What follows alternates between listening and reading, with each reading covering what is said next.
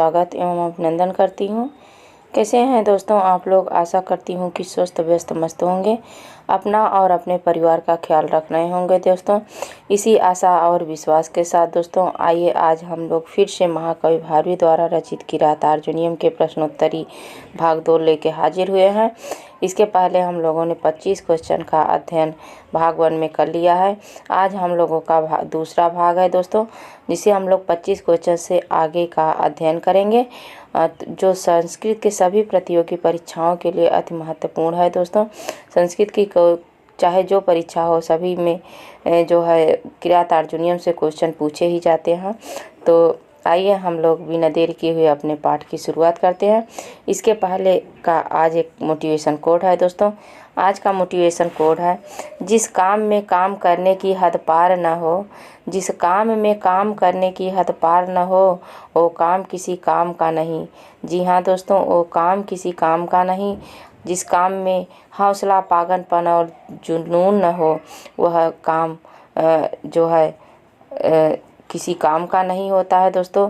अपने लक्ष्य को पाने के लिए जुनून, पागलपन, हौसला तीनों ज़रूरी ही है, और इसी जुनून और पागलपन, हौसले से अपने लक्ष्य को पाएं और अपने मंजिल को हासिल करें दोस्तों। इसी मोटिवेशन कोड के साथ आइए आज का पाठ शुरू करते हैं। आज का हमारा जो पाठ है, यहाँ से 26 नंबर क्वेश्चन से शुरू होगा दोस्तों। ये रहा आपके स्क्रीन पे 26 नंबर क्वेश्चन। 26 नंबर क्वेश्चन कह रहा है, 26 नंबर क्वेश्चन कह रहा है कि पांडवों ने वनवास काल में निवास किया था, तो किस वन में निवास किया था? तुलसी वन में किया था, या विंध्य वन में किया था, या नंद वन में किया था, या द्वैत वन में किया था? तो किस वन में किया था दोस्तों? पांडवों ने जो अपना निवास वनवास काल में जो समय बिताया था, वो द्वैत वन में बिताया था। पहले ही इस श्लोक में कहा गया है, श्रिय कुरुणाम अधिपस्य पालनीम प्रजा सुवृत्तिम युक्त वेदितम सवर्णलिंगी विदिता समाययौ युधिष्ठिरम द्वैत वने वनेचरा। तो जो वनवास काल का समय था वह द्वैत वन में था। उसके बाद अगला 27 नंबर क्वेश्चन है कि द्रौपदी युधिष्ठिर को किसके प्रति उकसाती हैं? तो दुर्योधन के प्रति उकसाती हैं, या भीम के प्रति उकसाती हैं, वनेचर के प्रति, या कर्ण के प्रति किसके प्रति उकसाती हैं? तो जो द्रौपदी हैं वो युधिष्ठिर को दुर्योधन के प्रति उकसाती हैं, ताकि जो उनका अपमान हुआ है महाराजा युधिष्ठिर का, उसका बदला दुर्योधन से ले सकें। उसके बाद 28 नंबर क्वेश्चन है कि भारवी के काव्य में किस अलंकार की प्रमुखता है? तो भारवी के काव्य में रूपक की अलंकार की प्रमुखता है दोस्तों, या उत्प्रेक्षा की अलंकार की प्रमुखता है, या उपमा की है, या चित्रा अलंकार की है? तो जैसे आप सबको पता है कि भारवी के काव्य में चित्रा अलंकार की उपयोगिता है, और जो है उपमा के लिए कालिदास जाने जाते हैं। और उसके बाद जो है रूपक के लिए यहाँ पे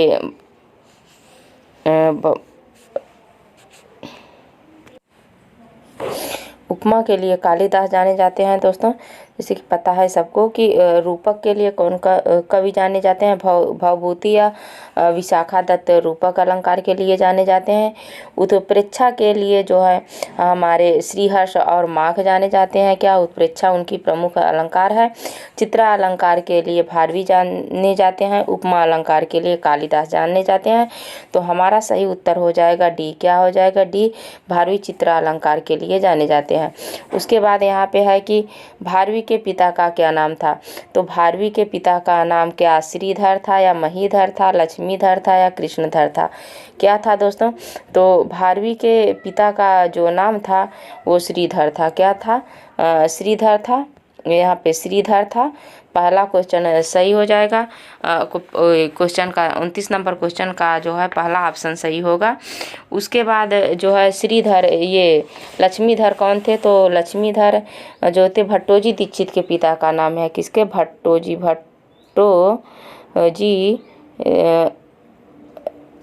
दीक्षित के पिता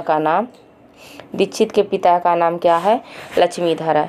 उसके बाद अगला हमारा क्वेश्चन है कि भारवी के माता का क्या नाम है?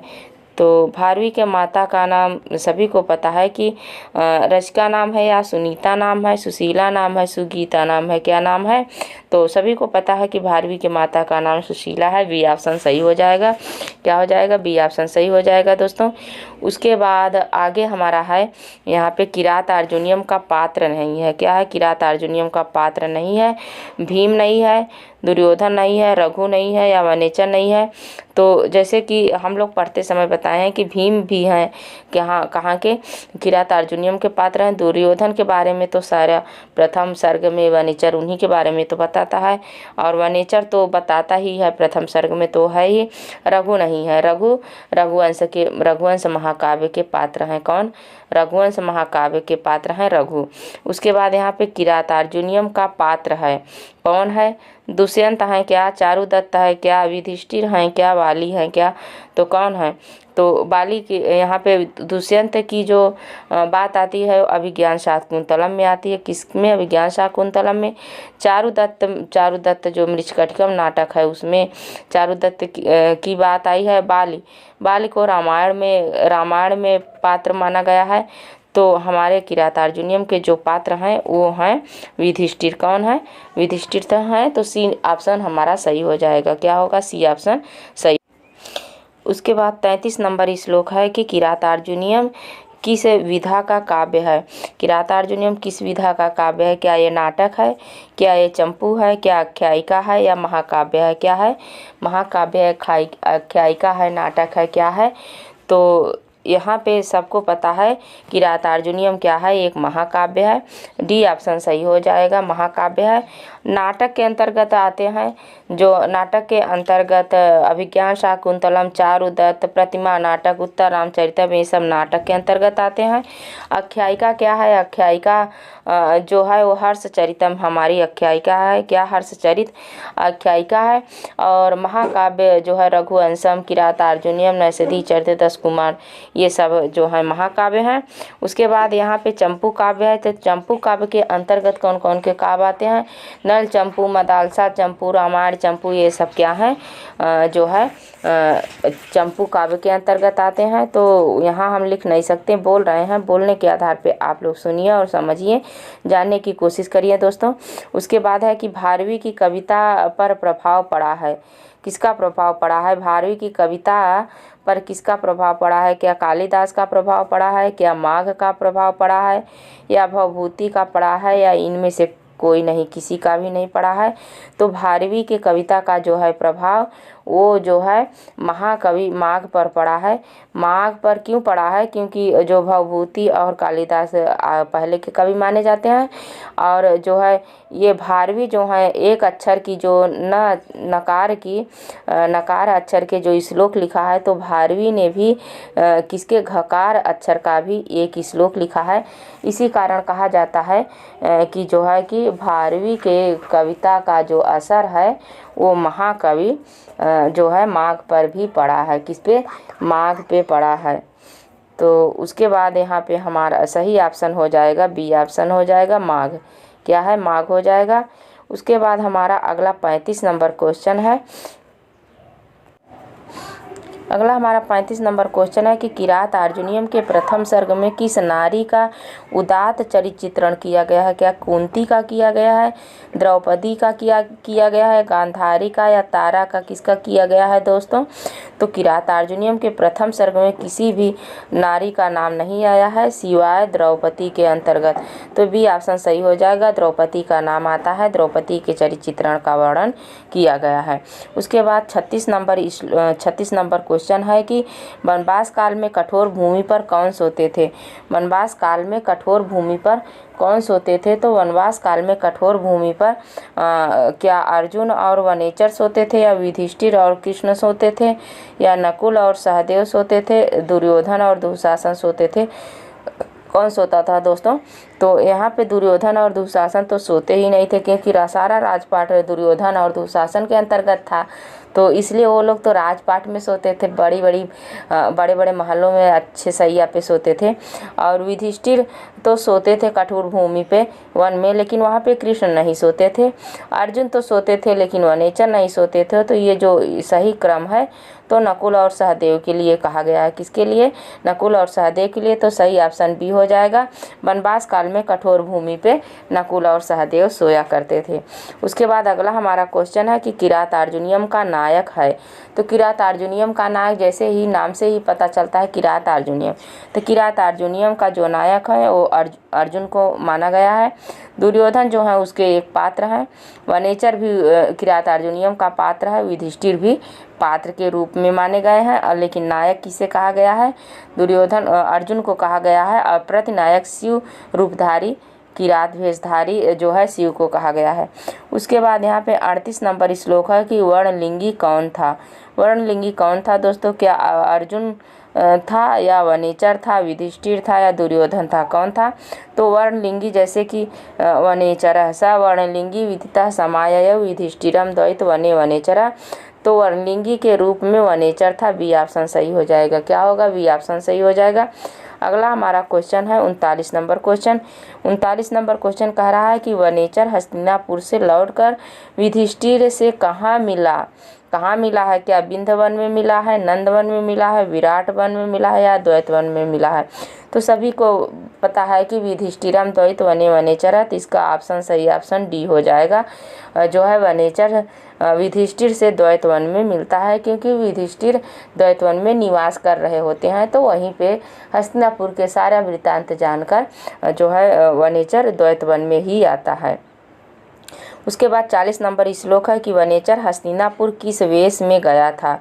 तो पहले श्लोक से ही पता चलता है कि वर्णलिंगी यानी ब्रह्मचारी के भेष में गया था। किसान के भेष में गया था क्या? राजा के भेष में गया था का? या मंत्री के भेष में गया था क्या? नहीं, इन सब के भेष में जाता तो पकड़ा जाता, लेकिन वह किस भेष में गया था? ब्रह्मचारी के भेष में गया था। बी ऑप्शन सही हो जाएगा। उसके बाद 41 नंबर क्वेश्चन है कि वनेचर हस्तिनापुर का समाचार जान के किसके पास वापस आता है? तो युधिष्ठिरम द्वैत वने वनेचर। क्या कृष्ण के पास आता है या दुर्योधन के पास आता है, द्रौपदी के पास आता है या युधिष्ठिर के पास आता है? तो किसके पास आता है? वह आता है युधिष्ठिर के पास। किसके पास? युधिष्ठिर के पास। बी ऑप्शन सही हो जाएगा। वह युधिष्ठिर के पास लौट कर आता है। सब पहले श्लोक में ही है, युधिष्ठिरम द्वैत वने वनेचर। उसके बाद है हमारा 42 नंबर क्वेश्चन है। 42 नंबर क्वेश्चन जो है यह अवंती सुंदरी कथा के अनुसार भारवी रहने वाले थे। कहाँ के? दक्षिण भारत के रहने वाले थे या उत्तर भारत के रहने वाले थे, मध्य भारत के रहने वाले थे या पूर्व भारत के रहने वाले थे? तो भारवी जो थे यहाँ पे अवंती सुंदरी कथा के अनुसार भारवी दक्षिण के रहने वाले थे। ये ऑप्शन हमारा सही हो जाएगा। उसके साथ साथ हम लोग बी ऑप्शन को देख लेते हैं। उत्तर भारत के जो रहने वाले थे, उत्तर भारत अर्थात कश्मीरी कवियों का यहाँ पे जिक्र किया जाता है। तो कश्मीरी कवि हमारे थे कल्हड़, बिल्हड़ और क्षेमेंद्र आदि जो थे वो कश्मीरी कवि माने जाते थे, जो उत्तर भारत के रहने वाले थे। उसके बाद यहाँ मध्य प्रदेश के रहने वाले थे। तो हमारे भर्तृहरि जो नीति शतक के रचयिता हैं वो मध्य प्रदेश मालवा यानी मालवा प्रदेश जो मध्य प्रदेश में है वहाँ के रहने वाले थे। पूर्वी प्रदेश के जो रहने वाले यानी बिहारी कवि के रूप में जाने जाते हैं कौन? वाचस्पति। तो ये पूर्वी वाचस्पति पूर्वी यानी बिहार के कवि कहे गए हैं। और सही ऑप्शन हमारा ये हो जाएगा, भारवी दक्षिणात थे। उसके बाद यहाँ पे भारवी की कुल कितनी रचनाएं थे? तो भारवी की मात्र एक रचना थी। कौन सी? किरात अर्जुनियम। किरात अर्जुनियम जो भारवी की एकमात्र रचना थी। उसके बाद अगला 44 नंबर क्वेश्चन है कि द्वैतवन में युधिष्ठिर के पास कौन आता है? द्वैतवन में युधिष्ठिर के पास कौन आता है? दुर्योधन आता है, भीम आता है या द्रोणाचार्य आते हैं या वनेचर आता है? कौन आता है? तो द्वैतवन में युधिष्ठिर के पास जो है वनेचर आता है। सी ऑप्शन सही हो जाएगा। द्रोणाचार्य उनके गुरु हैं जो दुर्योधन के राज्य में रहते हैं। दुर्योधन तो हस्तिनापुर में रहता है, भीष्म उनके साथ ही रहते हैं। तो द्वैतवन में जो आता है वह वनेचर ही आता है। अगला 45 नंबर क्वेश्चन है कि द्रौपदी जो है वो की चारित्रिक विशेषताएं नहीं है, क्या नहीं है? वीर छत्राणी है क्या? राजकुशल राजनीतिज्ञ है, तेजस्वी है या उल्टा है? तो ये सभी हैं। क्या द्रौपदी को वीर छत्राणी भी कहा गया है, तेजस्वी भी कहा गया है और कुशल राजनीतिज्ञ भी कहा गया है, लेकिन उन्हें क्या नहीं कहा गया है? ये उल्टा नहीं कहा गया है। डी ऑप्शन सही हो जाएगा। जो द्रौपदी की चारित्रिक विशेषताएं उल्टा नहीं था। उसके बाद 46 नंबर क्वेश्चन है किरात अर्जुनियम के दुर्योधन को कहते हैं, क्या कहते हैं? किरात अर्जुनियम में क्या कहा गया? के नैयाम में होगा। किरात अर्जुनियम में दुर्योधन को क्या कहा गया है? क्या सुयोधन कहा गया है, दुशासन कहा गया, धनंजय कहा गया, ज्येष्ठ भ्राता कहा गया है, क्या कहा गया है? तो ये सब कुछ नहीं कहा गया है। दुर्योधन को सुयोधन के नाम से भारवी पुकारते हैं, कई बार उन्हें संबोधित करते हुए सुयोधन ही कहा है। वनेचर की अगला क्वेश्चन है 47 नंबर। वनेचर की चारित्रिक विशेषताएं नहीं है, क्या नहीं है? सच्ची हितैषणी नहीं है या वाक्य स्पष्टता नहीं है? क्या है? वाक्य स्पष्टता नहीं है, गुणवान नहीं है या नीच अहंकारी नहीं है? तो वह जो है सच्ची हितैषी भी है, क्योंकि वह सत्य वचन बोलता है और जो है साफ साफ बताता है, वाक्य स्पष्ट बात बता देता है। गुणवान भी है, क्योंकि वह ब्रह्मचारी के भेष में हस्तिनापुर जाकर के सारी वृत्तांत को जान लेता है, दुर्योधन के सारे वृत्तांत को जान लेता है। लेकिन वो क्या है? अहंकारी और नीच नहीं है, नीच और अहंकारी नहीं है। तो डी ऑप्शन सही हो जाएगा। उसके बाद 48 नंबर क्वेश्चन हमारा है कि किरात अर्जुनियम का प्रारंभ किस पद से होता है? तो किरात अर्जुनियम का जो प्रारंभ होता है वह होता है हमारा श्रियः कुरूणाम अधिपस्य पालनीम प्रजा सुवृत्तिम यमयुक्त वेदितम सवर्णलिंगी विदिता समाययौ युधिष्ठिरम द्वैत वने वनेचरा। तो सभी शब्द जो हैं ये चारों शब्द किसमें हैं? उसी प्रथम श्लोक में ही हैं, लेकिन प्रारंभ होता है हमारा श्रियः शब्द से। किससे? श्रियः से, क्योंकि श्रियः कुरूणाम अधिपस्य पालिनी, ये ऑप्शन सही हो जाएगा। लक्ष्मी पद से क्या होता है? अंत होता है, अंत लक्ष्मी पद से होता है। 49 नंबर क्वेश्चन है हमारा 49 नंबर क्वेश्चन है कि न ही प्रियम प्रवक्तुमिच्छत मिषा हितैषिणः, यह उक्ति किस ग्रंथ से ली गई है? क्या शिशुपाल से ली गई है? क्या किरात अर्जुनियम से ली गई है? क्या नैषधि चरितम से ली गई है या रघुवंशम से ली गई है? कहाँ से ली गई है? तो 49 नंबर में जो ये श्लोक संख्या दूसरा है, क्या है? दूसरा है जो है कि जो श्लोक है कि जीताम सपत्ने निवेदयिष्यतः न बिभते तस्य मनो नहि प्रियम। अच्छा, यहाँ से शुरू होता है कृत प्रणामस्य मही मही भुजे जीताम सपत्ने निवेदयिष्यतः न बिभ्यते तस्य मनो न ही प्रियम प्रवक्तुमिच्छत मिषा हितैषिणी। न ही प्रियम प्रवक्तुमिच्छत मिषा हितैषिणी, क्योंकि वह कहती हैं कि वनेचर कहता है कि हित अभिलाषी लोग असत्य प्रिय वचन नहीं बोलना चाहते हैं। क्या कहते हैं? इसका अर्थ होगा कि जो हित चाहने वाले लोग होते हैं वह कभी असत्य और प्रिय वचन नहीं बोलते हैं। तो यह सूक्ति जो है वो किरात अर्जुनियम के प्रथम सर्ग से ली गई है। बी ऑप्शन सही हो जाएगा। उसके बाद हमारा यहाँ पे है 50 नंबर क्वेश्चन है, कह रहा है कि विनिश्चितार्थम इति वाचम आददे, यह वाक्य किसके लिए प्रयुक्त किया गया है? तो यह श्लोक संख्या 3 से लिया गया है। कहाँ से? 3 से लिया गया है, जो है कि विदुषाम विघाताय विधातुमिच्छतो अहस्य अनुज्ञाम अधिगम भूभृता सष्टौ अवतार्य विशेष शालिनी विनिश्चितार्थम इति वाचम आददे। तो यह जो है उक्ति किसकी है, किसके लिए कहा गया है? तो यह वनेचर कहता है कि सुनिश्चित अर्थ वाले इस प्रकार की वाणी कही। किस प्रकार की वाणी कही? जो सत्य और प्रिय वाणी नहीं है, जो क्या है? सत्य है और महाराजा युधिष्ठिर के हित के लिए है। तो यह प्रयुक्त किया गया है किसके लिए? तो इसका हमारा जो सही ऑप्शन हो जाएगा 50 नंबर क्वेश्चन का 50 नंबर क्वेश्चन का सही ऑप्शन हो जाएगा वनेचर के लिए। किसके? यह प्रयुक्त है, यह वनेचर ने कहा है कि वनेचर कहा है किससे? महाराजा युधिष्ठिर से। यह वाक्य किसके लिए प्रयुक्त हुआ है दोस्तों? तो यह हुआ नेचर के लिए, बी ऑप्शन सही हो जाएगा। उसके बाद आज हम लोग यहीं तक 50 नंबर क्वेश्चन तक ही पढ़ेंगे। 51 नंबर क्वेश्चन से अध्ययन हम लोग अगले भाग में करेंगे। तो आज बस यहीं तक। नमः संस्कृताय दोस्तों। हमारा वीडियो कैसे लगा आप लोगों को? अच्छा लगे तो लाइक शेयर कमेंट करें, और जो हमारे नए साथी हों, चैनल को अभी तक सब्सक्राइब न किए हों तो चैनल को सब्सक्राइब करें, हमारा सहयोग करें, उत्साह बढ़ाएं। इन्हीं कामना के साथ, इन्हीं वचनों के साथ नमः संस्कृताय दोस्तों। धन्यवाद।